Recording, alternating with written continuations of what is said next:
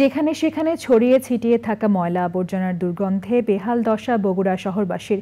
Seujgari, Sherpur road ও station রোডে ফেলা ময়লার হুমকিতে জনস্বাস্থ্য ও প্রাণ প্রকৃতি।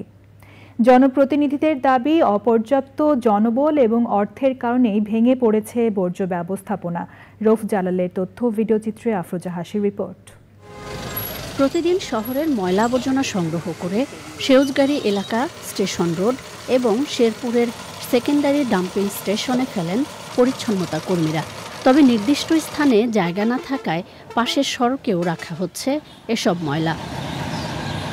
প্রতিদিন ময়লা আবর্জনা না সরানোয় দিন দিন বাড়ছে আবর্জনার স্তূপ। বগুড়ার প্রাণ কেন্দ্র থেকে পশ্চিম দিকে রেল স্টেশনের পাশের যে রোড, এই রোডটিতে এই ময়লাগুলো ফালানো হয়। এগুলো আসলে আমাদের পরিবেশের জন্য অত্যন্ত ভয়ঙ্কর একটি অশনি সংকেত নিয়ে আসে। এতে দুর্গন্ধে চলাচলে ভোগান্তিতে পড়েন পথচারী এবং স্থানীয়রা। বিচ্ছিরি অবস্থান এখানে দেখা যায়।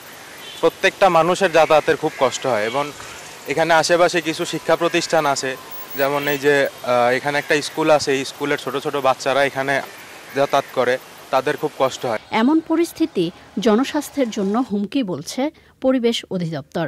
ময়লা আবর্জনা ফেলার জন্য কোনো নির্দিষ্ট জায়গা নেই, বড় ধরনের কোনো জায়গা নাই যেখানে গার্বেজ ফেলা যাবে। আমার মনে হয় কর্তৃপক্ষের ভাবা উচিত যে একটা নির্দিষ্ট জায়গায় ময়লা ফেলার জন্য একটা জায়গার ব্যবস্থা করা। অপসারণ করার দায়িত্ব পরিবেশের নয়, পরিবেশ শুধু সচেতন করতে পারে। আর এই ময়লা আবর্জনা যত্রতত্র পড়ে থাকলে এটা পরিবেশের জন্য ভয়াবহ একটা বিপর্যয় ডেকে আনবে। বর্জ্য ব্যবস্থাপনার উন্নয়নে দ্রুত উদ্যোগ নেওয়ার কথা জানিয়েছেন জনপ্রতিনিধি। বর্জ্য ব্যবস্থাপনা পরিচালনা করা আমাদের জন্য অত্যন্ত কঠিন হয়ে পড়েছে। তার কারণ হলো আমাদের নিজস্ব পৌরসভায় 13টি ট্রাক, তার ভিতরে 8টি ট্রাক, তার ভিতরে মাত্র 3টি সচল, আরগুলো অচল। বিশাল পৌরসভায় বর্জ্য ব্যবস্থাপনা নিয়ে আমরা অত্যন্ত হিমশিম খাচ্ছি। আমাদের সাধ্য অনুসারে ভাড়া করে আমরা চেষ্টা চালাচ্ছি। আশ্বাস নয়, প্রাণ প্রকৃতি রক্ষায় কার্যকর পদক্ষেপের দাবি ভুক্তভোগীদের। আফরোজা হাসি, প্রকৃতি ও জীবন ডেস্ক, চ্যানেল আই।